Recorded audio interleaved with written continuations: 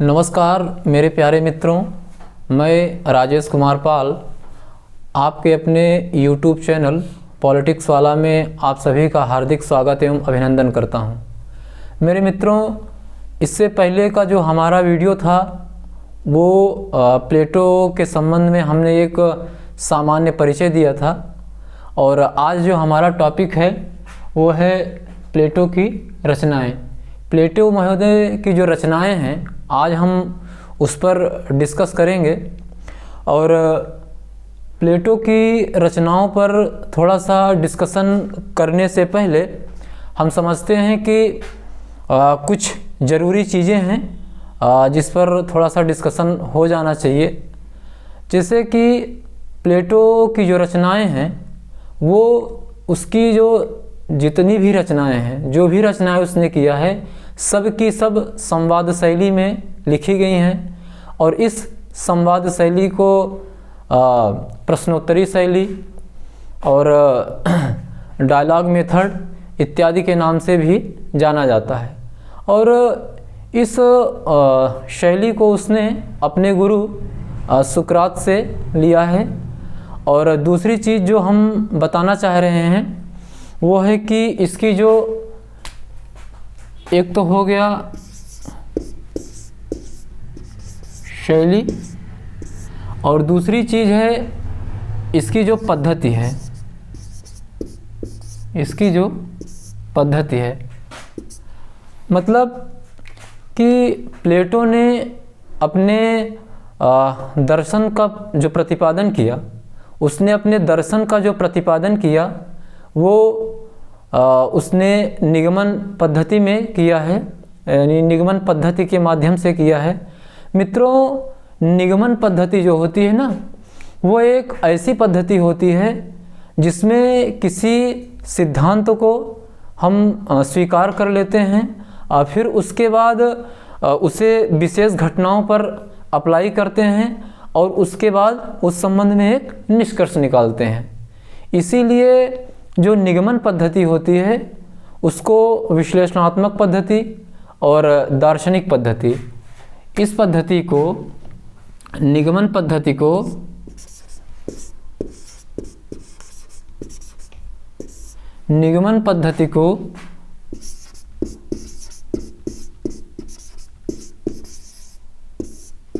दार्शनिक पद्धति या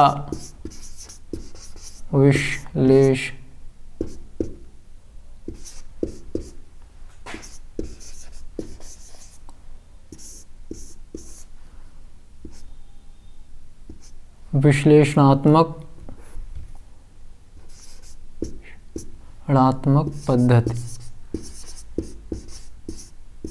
पद्धति के नाम से भी जाना जाता है। तो हमारे कहने का आशय ये है कि निगमन पद्धति को दार्शनिक पद्धति या विश्लेषणात्मक पद्धति के नाम से भी जाना जाता है। मित्रों, ये जो निगमन पद्धति है और एक पद्धति और होती है आगमन पद्धति। तो हम इसके जो भी हमारा अगला वीडियो होगा वो मैं निगमन पद्धति और आगमन पद्धति, आगमन पद्धति पर होगा। वो इसलिए होगा क्योंकि जब तक आप निगमन पद्धति और आगमन पद्धति को ठीक से नहीं समझ पाएंगे तो आपको प्लेटो के जो विचार हैं और जो अरस्तू के विचार हैं, क्योंकि इस पद्धति का इस्तेमाल अरस्तू ने किया है और अरस्तू इसका आगमन पद्धति का जनक माना जाता है और निगमन पद्धति का इस्तेमाल प्लेटो ने किया है। तो अब चूँकि प्लेटो हम पढ़ा रहे हैं, इसके बाद हम अरस्तू पर आएंगे। तो अरस्तू और प्लेटो को आप बेहतर तरीके से तब तक नहीं समझ पाएंगे जब तक आप निगमन पद्धति और आगमन पद्धति को नहीं समझ पाएंगे। क्योंकि जब भी हम प्लेटो को पढ़ाएंगे, अरस्तू को पढ़ाएंगे, तो इन पद्धतियों का बार बार उसमें उल्लेख होगा और जब तक आप इन पद्धतियों को बेहतर तरीके से नहीं समझेंगे तो आपको प्लेटो और अरस्तू को समझने में बहुत दिक्कत होगी। इसीलिए हमने ये फैसला किया है कि अगला जो हमारा वीडियो होगा वो निगमन पद्धति क्या है, आगमन पद्धति क्या है, इन दोनों में क्या अंतर होता है, और इन दोनों को हम विशेष रूप से उदाहरण के साथ आपको बेहतर तरीके से इसको समझाने की कोशिश करेंगे, क्योंकि इन दोनों पद्धतियों को समझना बहुत ही ज़रूरी है। इसीलिए आज आप यहाँ सिर्फ इतना समझिए कि निगमन पद्धति एक ऐसी पद्धति होती है जिसमें हम किसी मान्य सिद्धांत को पहले हम स्वीकार कर लेते हैं, फिर उन सिद्धांतों को विशेष घटनाओं पर उसको अप्लाई करते हैं और उसके बाद हम कोई निष्कर्ष निकालते हैं। और अब हम आते हैं प्लेटो की जो रचनाएं हैं।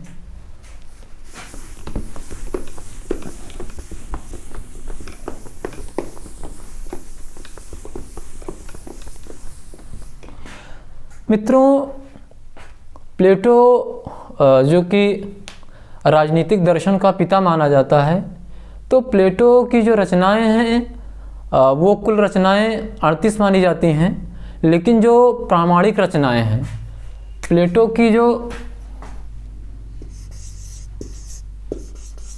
कुल रचनाएं 38 बताई गई हैं, लेकिन जो प्रामाणिक ग्रंथ हैं इसके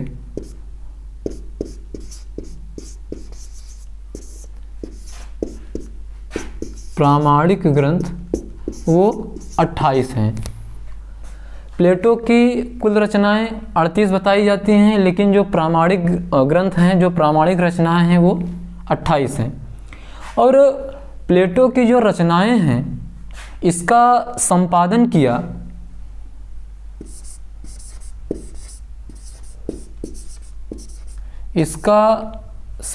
किया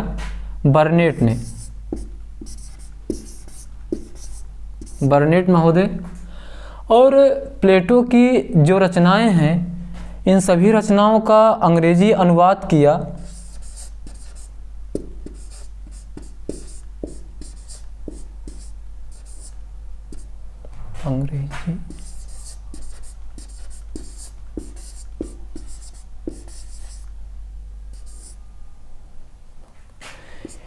प्लेटो की रचनाओं का जो अंग्रेजी में अनुवाद किया, जो अंग्रेजी अनुवादक है वो है बेंजामिन जोवेट।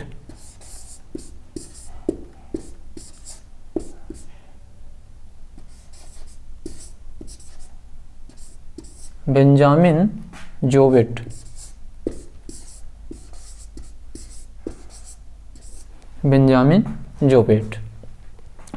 तो प्लेटो की कुल रचनाएं 38 मानी जाती हैं, लेकिन प्रामाणिक ग्रंथ 28 माने जाते हैं, जिसके संबंध में प्रमाण उपलब्ध है।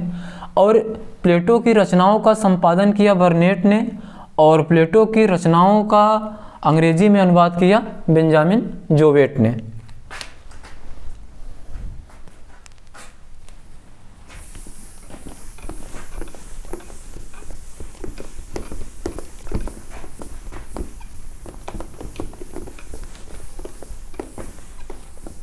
अब हम आते हैं प्लेटो की जो रचनाएं हैं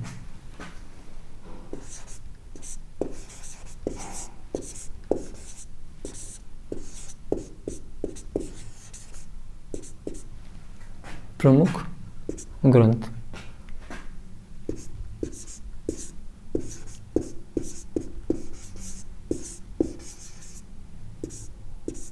रिपब्लिक 186 ईसा पूर्व। रिपब्लिक 386 ईसा पूर्व में लिखी गई।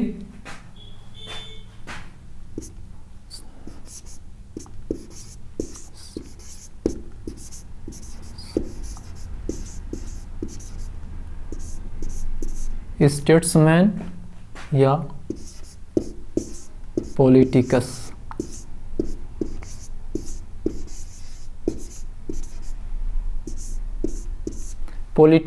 स्टेट्समैन या पॉलिटिकस 360 ईसा पूर्व में लिखी गई। और तीसरी इसकी जो प्रमुख रचना है वो है लॉज, जो कि 347 ईसा पूर्व में लिखी गई। मित्रों, प्लेटो, जैसा कि हमने आपको बताया, इसके जो कुल प्रामाणिक ग्रंथ हैं वो 28 हैं, 28 हैं, लेकिन इसके जो प्रमुख ग्रंथ हैं वो रिपब्लिक, स्टेट्समैन या पॉलिटिकस और तीसरा लाज, और भी अन्य रचनाएं हैं। अभी उनके बारे में हम आपको बताते हैं थोड़ी देर में। पहले हम इन तीनों पर डिस्कस कर लेते हैं। मित्रों, प्लेटो का जो पूरा का पूरा उसका जो राजनीतिक चिंतन है, उसका जो पूरा का पूरा राजनीतिक दर्शन है, वो इन्हीं तीनों पुस्तकों में समाहित है विशेष रूप से। और अब ये देखिए कि प्लेटो वही है, लेकिन रिपब्लिक का प्लेटो, स्टेट्समैन का प्लेटो और लाज का प्लेटो, इन तीनों प्लेटो में अंतर है। अंतर कैसे है? अंतर इस प्रकार से है कि जो रिपब्लिक का प्लेटो है, ये पूरी तरीके से कल्पना प्रधान प्लेटो है।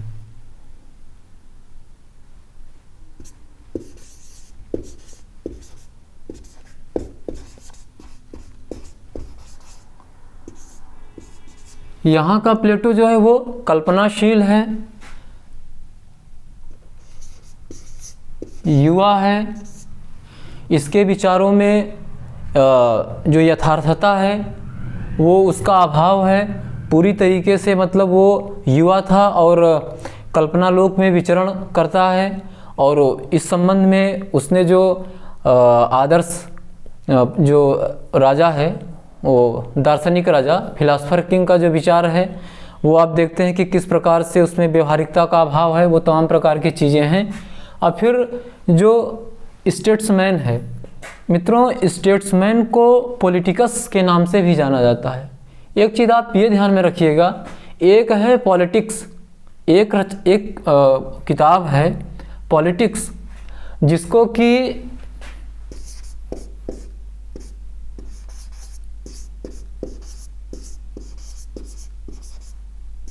जिसको कि अरस्तु ने लिखा। ये पॉलिटिक्स जिसको कि अरस्तु ने लिखा, लेकिन जो स्टेट्समैन है वो पॉलिटिकस के नाम से भी जाना जाता है, इसलिए आप कंफ्यूज ना होइएगा। एक है पॉलिटिक्स, एक है पॉलिटिकस। तो पॉलिटिकस जो है प्लेटो की रचना है, जो कि स्टेट्समैन के नाम से भी जानी जाती है, और पॉलिटिक्स जो है वो अरस्तु की रचना है। तो जब हम अरस्तु को पढ़ाएंगे या अरस्तु पर जब हम डिस्कस करेंगे, तो पॉलिटिक्स के जितने भाग हैं, फिर किस भाग में किस चीज़ का उल्लेख है, उस पर हम चर्चा करेंगे। तो अभी हम आपको ये बता रहे हैं कि स्टेट्समैन को पॉलिटिकस के नाम से भी जाना जाता है। और मित्रों, जो यहाँ का प्लेटो है, स्टेट्समैन का जो प्लेटो है, ये तार्किक चिंतन प्रधान प्लेटो है। तार्किक चिंतन प्रधान। तो जो स्टेट्समैन का प्लेटो है या जो पॉलिटिकस का प्लेटो है, ये पूरी तरीके से तार्किक चिंतन प्रधान प्लेटो है। अब चूँकि रिपब्लिक की रचना के कई वर्षों के बाद स्टेट्समैन की रचना होती है, और चूँकि यहाँ पर प्लेटो के अंदर कल्पनाशीलता बहुत ज़्यादा दिखाई देती है, व्यवहारिकता का अभाव दिखाई देता है, युवा है, तो फिर जब स्टेट्समैन वो लिखता है तो उसकी अवस्था थोड़ा सा और वो मैच्योर हो चुका होता है, उसके अंदर और विचारों में और परिपक्वता आती है। तो यहाँ पर वो जो कल्पनाशीलता रिपब्लिक में है, तो स्टेट्समैन में वो चीज़ें नहीं हैं। बल्कि यहाँ पर प्लेटो थोड़ा सा चीज़ों की जो व्यवहारिकता है उन पर जो तार्किक रूप से और विचार करता है। और जिस समय प्लेटो स्टेट्समैन लिख रहा होता है तो उस समय क्या हुआ कि रिपब्लिक के टाइम में जब वो रिपब्लिक लिख रहा था प्लेटो, तो यहाँ पर लोकतंत्र के संबंध में वो उसके विचार बड़े विरोधी थे। वो लोकतंत्र वगैरह को बिल्कुल भी महत्व नहीं देता था, लेकिन और कानून को बिल्कुल महत्व नहीं देता था। लेकिन जब प्लेटो स्टेट्समैन को लिख रहा होता है या पॉलिटिकस को लिख रहा होता है तो लोकतंत्र और कानून के संबंध में जो उसके विचार बड़े विरोधी थे, बड़े उग्र थे, उनको महत्व नहीं देता था, उनकी उपेक्षा करता था कि ये बेकार की चीज़ें हैं। तो यहाँ पर क्या हुआ कि स्टेट्समैन लिखते समय लोकतंत्र के संबंध में उसके जो विचार बड़े मतलब कि नकारात्मक थे कानून को लेकर के, तो यहाँ लोकतंत्र और कानून को उसने के संबंध में उसके विचारों में थोड़ा सा परिवर्तन आया ये स्टेट्समैन के टाइम में। और ये जो लाज का प्लेटो है,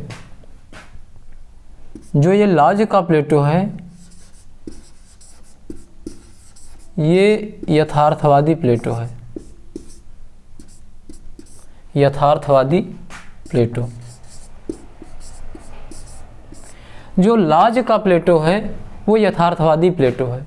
यथार्थवादी प्लेटो इस सेंस में है क्योंकि रिपब्लिक का प्लेटो युवा है, कल्पनाशीलता है, व्यवहारिकता का अभाव है, ऊंची ऊंची उड़ान है विचारों के संबंध में उसके। यहाँ प्लेटो आता है तो उसके विचारों में थोड़ा सा नम्रता आती है, वो व्यवहारिक चीज़ों पर थोड़ा सा ज़्यादा ध्यान देता है, लोकतंत्र वगैरह को थोड़ा सा वो सम्मान देने लगता है।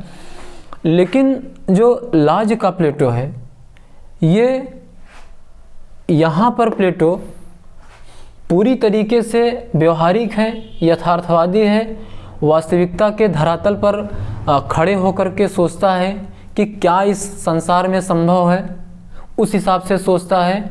और यहाँ पर प्लेटो देखिए, जहाँ रिपब्लिक में प्लेटो ने कानून को बिल्कुल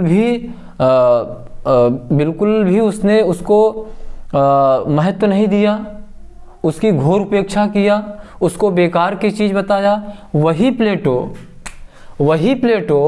ये यहाँ पर जब आता है तो वो पूरी तरीके से कानून के द्वारा राज्य को प्रशासित करने की बात करता है और कानून को वो यहाँ पर सर्वोच्च मान लेता है। कानून को यहाँ पे सर्वोच्च मान लेता है और राजा को इसके नीचे बिठा देता है, मतलब शासक को। देखिए, जो प्लेटो रिपब्लिक में कानून को शासक के जूतों तले रौंद देता है, कानून को राजा से नीचे बताता है और राजा को सर्वोच्च स्थान प्रदान करता है, वही प्लेटो लॉज में क्या करता है कि बिल्कुल जस्ट अपोजिट हो जाता है। अब यहाँ क्या हुआ, कानून ऊपर है, राजा नीचे है। कानून जो है वो राजा के ऊपर है और राजा कानून से ऊपर नहीं है। तो यहाँ का जो प्लेटो है वो पूरी तरीके से यथार्थवादी है, कोई कल्पनाशीलता नहीं है, कोई मतलब अव्यवहारिक विचारों की मतलब जो उड़ान है, कल्पनाशीलता है, वो पूरी तरीके से समाप्त हो जाती है सब कुछ यहाँ पर। और वो पूरी तरीके से व्यवहारिकता के धरातल पर खड़े होकर के सोचता है और कानून को सर्वोच्च बताता है और कानून द्वारा प्रशासित राज्य का समर्थन करता है, लाज का प्लेटो। तो मित्रों, इस प्रकार से आपने देखा कि प्लेटो वही है। और रिपब्लिक में देखिए प्लेटो कैसा दिखता है, स्टेट्समैन में कैसा दिखता है, लॉज में कैसा दिखता है।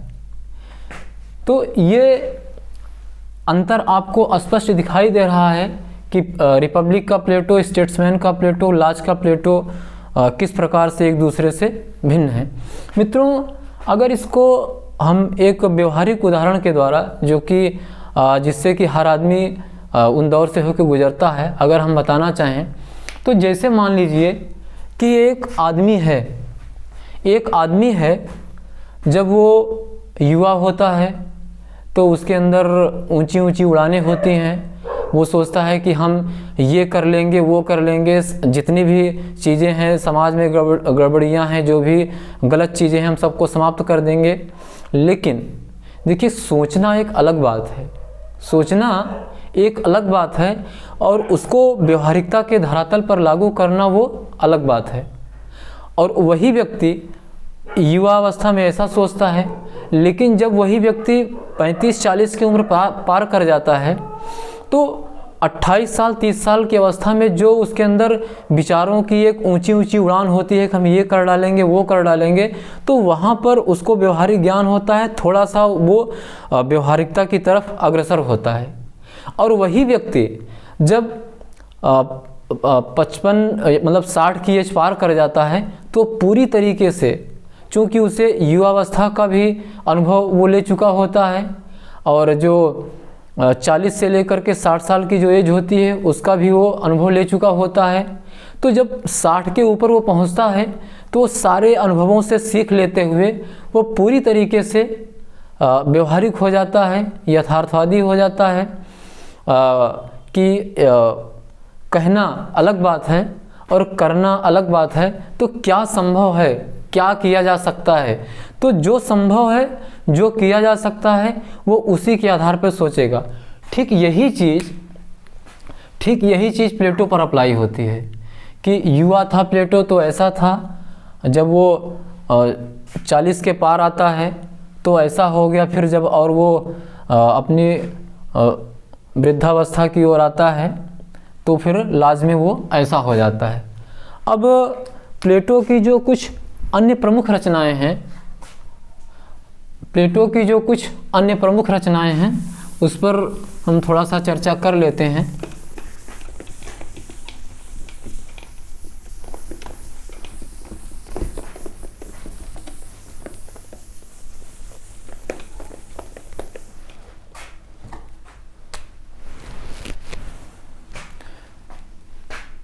अन्य रचनाएं,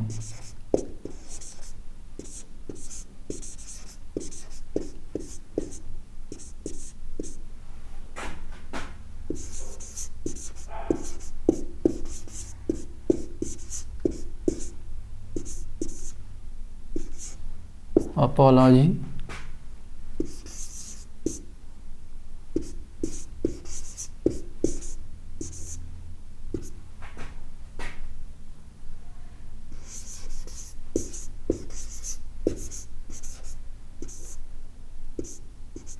फेड्स,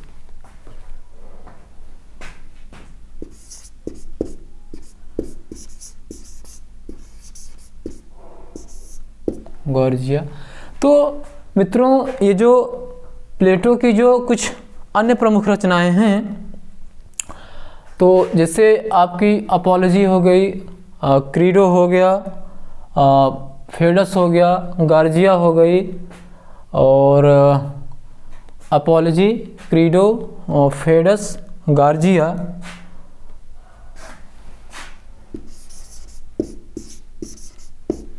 मीनो,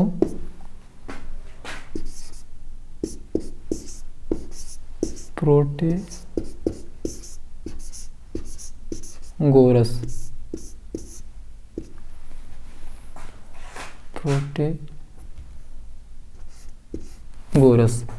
तो ये जो प्लेटो की जो अन्य रचनाएं हैं, ये जैसे अपॉलॉजी हो गई, क्रीडो हो गया, फेडस हो गया, गार्जिया हो गया, मीनो हो गया, प्रोटेगोरस हो गया। तो ये जो अपॉलॉजी है, इसमें जो सुकरात के ऊपर जो अभियोग चलाया गया था, उस पर जो मुकदमा चलाया गया था, उसका इसमें वर्णन है अपॉलॉजी में।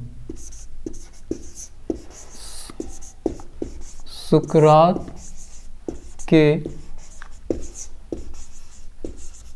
मुकदमे का वर्णन।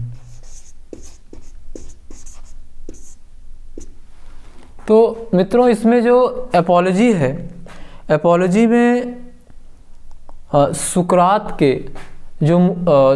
के ऊपर जो अभियोग चलाया गया था उसका वर्णन है।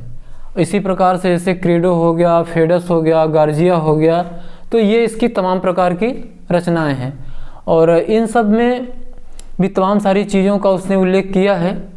और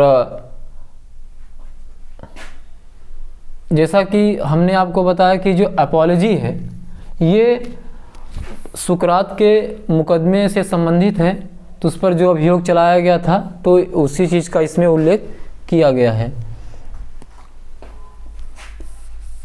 एक ये जो फेडस है ये रचना, इसमें सुकरात की जो मृत्यु है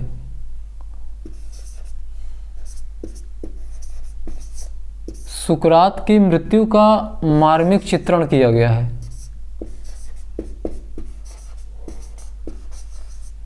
मार्मिक वर्णन। तो ये जो है फेडस, इसमें सुकरात की जो मृत्यु से संबंधित जो वृत्तांत है, जो वो दृश्य है, उसका इसमें वर्णन किया गया है। तो मित्रों, ये कुछ प्रमुख रचनाएं हैं सुकरात की।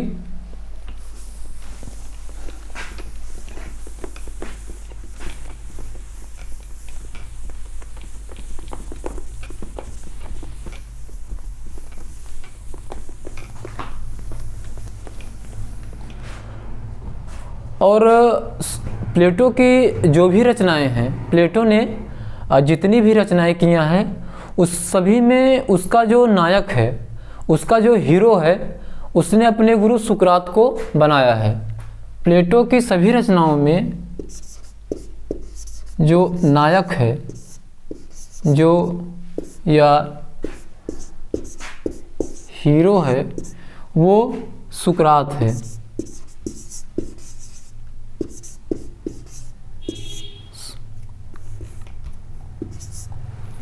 प्लेटो की जितनी भी रचनाएं हैं, सब का नायक हीरो सुकरात है, लेकिन एक ऐसी रचना है जिसका नायक सुकरात नहीं है। वह रचना है लॉज।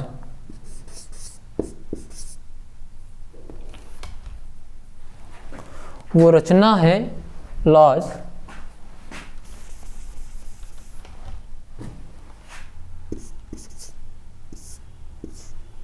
देखो, लॉज जो है, ये जो रचना है, इसका नायक सुकरात नहीं है।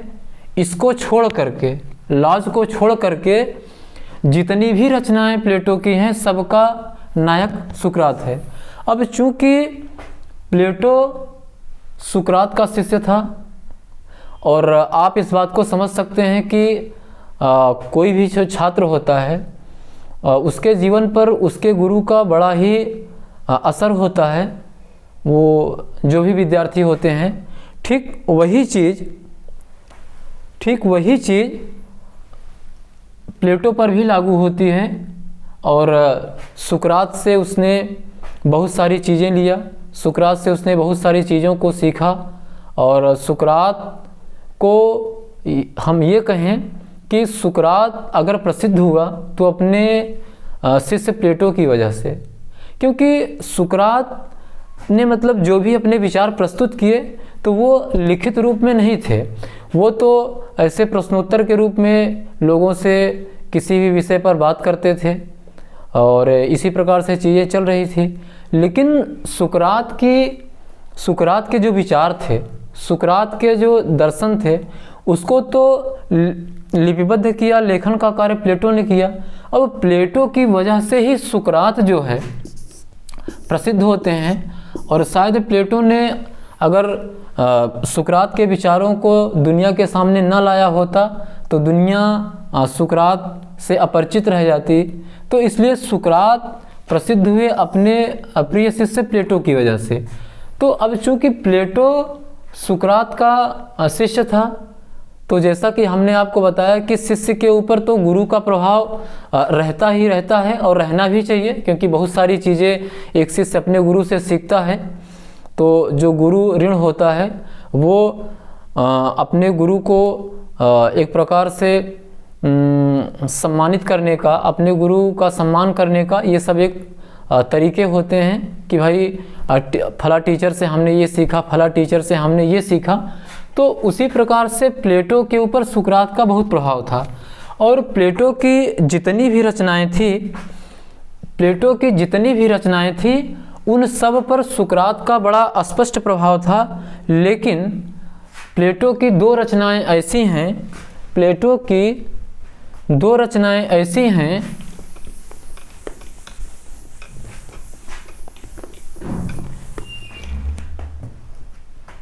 प्लेटो की दो रचनाएं ऐसी हैं जो सुकरात के प्रभाव से पूरी तरीके से मुक्त हैं। प्लेटो की दो रचनाएं ऐसी हैं जो कि सुकरात के प्रभाव से पूरी तरीके से मुक्त हैं। वो दो रचनाएं कौन सी हैं? वो दो रचनाएं हैं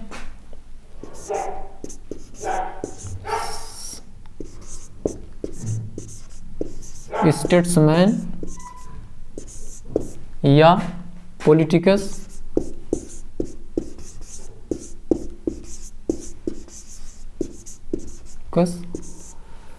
और दूसरी रचना है लॉज।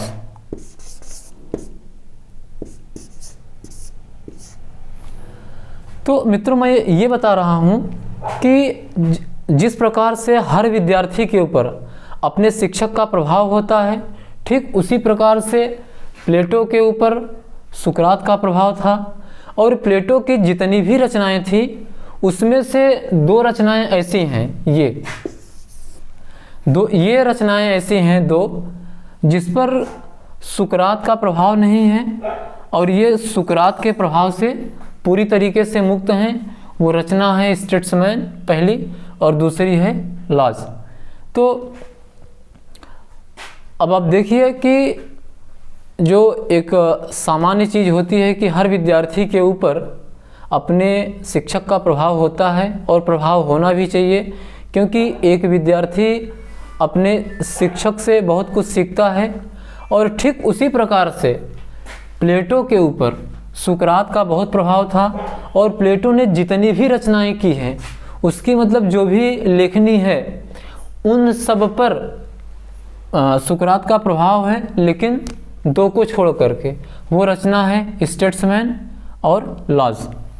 तो मित्रों, आज मैंने आपके सामने प्लेटो की जो प्रमुख रचनाएं हैं वो कौन कौन सी हैं, प्लेटो की जो अन्य रचनाएं हैं वो कौन कौन सी हैं, और प्लेटो के ऊपर सुकरात का प्रभाव कितना है, और कौन कौन सी रचनाएं ऐसी हैं जो सुकरात के प्रभाव से मुक्त हैं। फिर सुकरात की शैली क्या है, सुकरात की अध्ययन पद्धति क्या है, वो तमाम प्रकार के जो तमाम जो बिंदु हैं उन पर हमने चर्चा किया आपसे। और अगला जो हमारा वीडियो होगा वो होगा निगमन पद्धति और आगमन पद्धति।